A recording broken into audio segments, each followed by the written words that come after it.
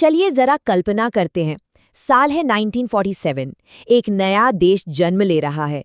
लेकिन आज़ादी की खुशी के साथ साथ बंटवारे का गहरा जख्म भी है और बरसों की गुलामी की राख भी। आज हम उसी दौर की कहानी में चलेंगे जब भारत के बनने की वो पहली ईंटें रखी जा रही थी। एक ऐसी नींव जिस पर आज भी हमारा देश मजबूती से खड़ा है। तो सवाल ये है कि इतना बड़ा, इतना मुश्किल काम आखिर किया कैसे गया? हम भारत की कहानी को 4 बहुत जरूरी हिस्सों में समझेंगे। पहला, उस संकट के दौर को जिसमें देश ने जन्म लिया। फिर कैसे एक बिखरे हुए देश को एक नक्शे में पिरोया गया। इसके बाद दुनिया के सबसे बड़े लोकतंत्र का वो पहला कदम। और आखिर में कैसे समाज को बदलकर भविष्य की एक मजबूत रूपरेखा तैयार की गई। तो चलिए शुरुआत करते हैं उस उथल-पुथल भरे माहौल से जिसमें भारत को आज़ादी मिली थी। देखिए, ये सिर्फ जश्न का समय नहीं था, बल्कि इतिहास के सबसे बड़े संकटों में से एक था। बंटवारे की जो मानवीय त्रासदी थी, उसका पैमाना सोच से भी परे था। 10 मिलियन यानी 1 करोड़ से भी ज्यादा लोग रातों रात अपने ही घरों से बेघर हो गए। ये भारत और पाकिस्तान के बीच इतिहास का सबसे बड़ा जनसंख्या का स्थानांतरण था। और याद रखिए, ये सिर्फ एक नंबर नहीं है, ये लाखों करोड़ों लोगों की टूटी हुई जिंदगियों और दर्द की कहानी है।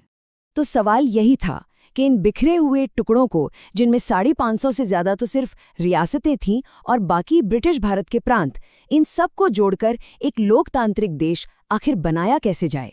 ये एक ऐसी पहेली थी जिसे उस वक्त सुलझाना लगभग नामुमकिन सा लग रहा था। अब बात करते हैं पहले और सबसे जरूरी काम की, भारत को भौगोलिक रूप से एक करना, वो नक्शा बनाना जिसे आज हम और आप देखते हैं। इस बहुत बड़े काम के पीछे वीपी मेनन की एक बहुत ही सरल लेकिन कमाल की रणनीति थी। उन्होंने रियासतों के राजा महाराजाओं को एक ऐसा प्रस्ताव दिया जिसे मना करना बहुत मुश्किल था। उनसे कहा गया कि आप बस 3 चीजें केंद्र सरकार को सौंप दीजिए: डिफेंस यानी रक्षा, एक्सटर्नल अफेयर्स यानी विदेशी मामले, और कम्युनिकेशन यानी संचार। बाकी सभी मामलों में आपकी आज़ादी बनी रहेगी।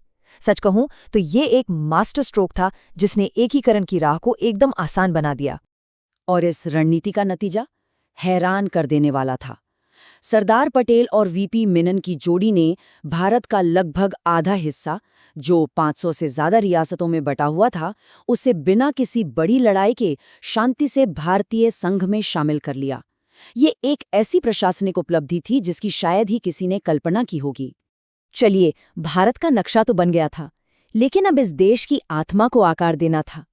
अब बारी थी दुनिया के इतिहास का सबसे बड़ा लोकतांत्रिक प्रयोग करने की, यानी भारत का पहला आम चुनाव। जरा ये नंबर देखे, 17,32,12,343।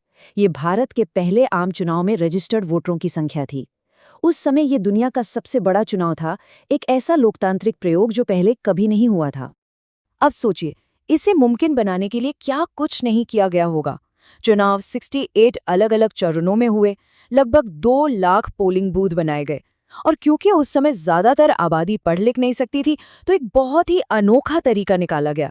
हर उम्मीदवार के लिए एक अलग रंग का बैलेट बॉक्स रखा गया, ताकि लोग अपनी पसंद की पार्टी के रंग वाले बॉक्स में पर्ची डाल सकें। ये लोकतंत्र को आम आदमी तक पहुंचाने का एक नायाब तरीका था। और जब नतीजे आए तो उन्होंने एक बिल्कुल साफ तस्वीर पेश की।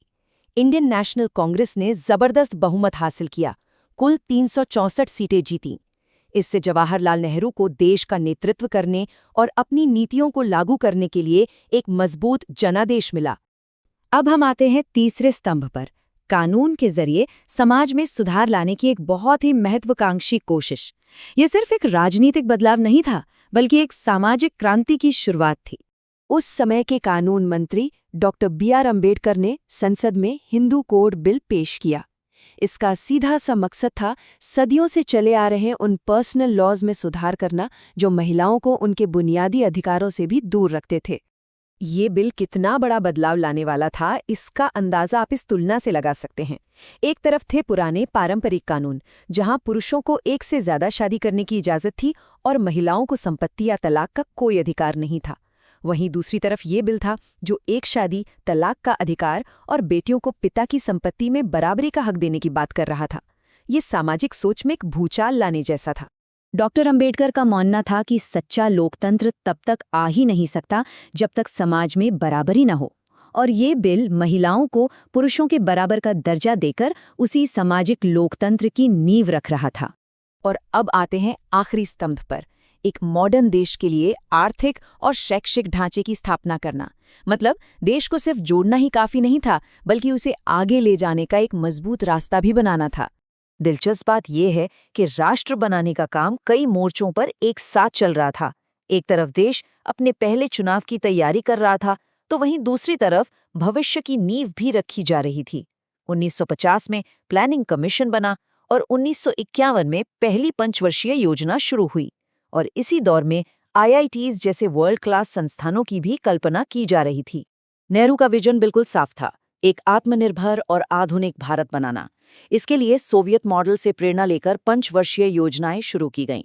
लक्ष्य था देश की अर्थव्यवस्था को एक सेंट्रलाइज्ड प्लानिंग के तहत आगे बढ़ाना, जिसमें स्टील, कोयला और बिजली जैसे भारी उद्योगों पर खास ध्यान दिया गया। साथ ही IITs जैसे संस्थानों के जरिए देश को वो टेक्निकल एक्सपर्ट्स देने थे जो इस औद्योगिक सपने को हकीकत में बदल सकें। तो कुल मिलाकर 1947 से 1952 के इन 5 सालों में इन 4 मजबूत स्तंभों के साथ आधुनिक भारतीय गणराज्य की नींव रखी गई। एक जुड़ा हुआ देश, एक लोकतांत्रिक सरकार, एक प्रगतिशील सामाजिक सोच और भविष्य के लिए एक आर्थिक प्लान।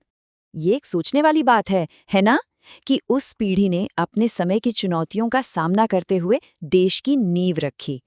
आज की पीढ़ी हमारे समय की चुनौतियों का सामना करने के लिए कौन से नए स्तंभ बना रही है?